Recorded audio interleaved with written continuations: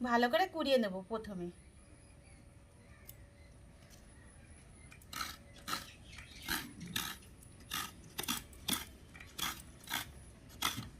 দেখো বন্ধুরা, আমি কিন্তু এখন পাটিসাপটা পিঠা বানাবো। তার জন্য কিন্তু দেখো 1 বাটি কিন্তু চালের গুঁড়া নিয়ে নিলাম।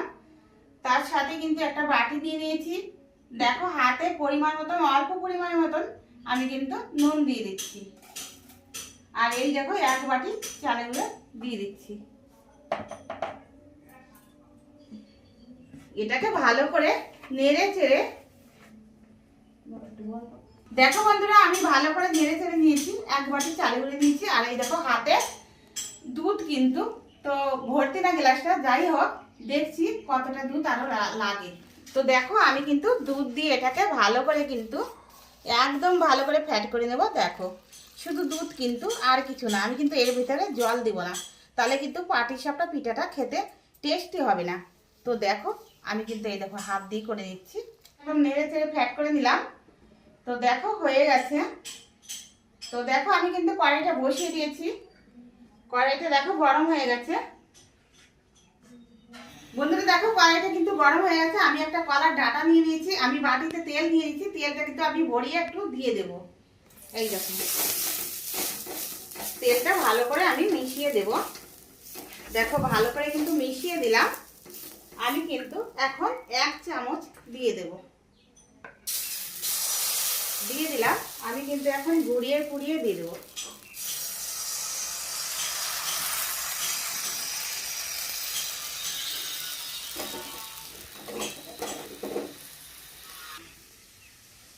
এবার পুরটা দিয়ে দেবো পাটিসাপটায়। দেখো এই দেখো এইভাবে দিতে হবে। দেখো এইভাবে দিয়ে দেবো।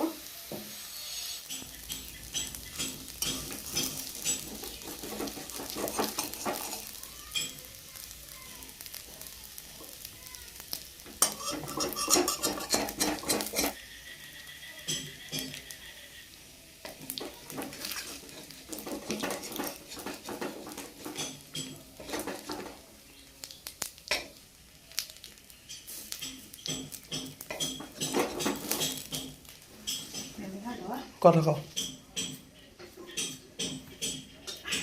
দেখো বন্ধুরা পাটিসাপটা পিঠা কিন্তু আমার হয়ে গেল। কি সুন্দর করে দেখো করে নিয়েছি।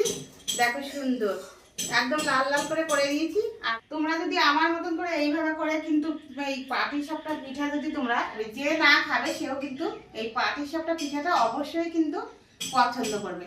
তো তোমরা কেমন হয় খেয়ে, আমার মতন করে বানিয়ে কেমন হয় খেতে, আমাকে কিন্তু অবশ্যই কিন্তু তোমরা আমাকে জানাবা।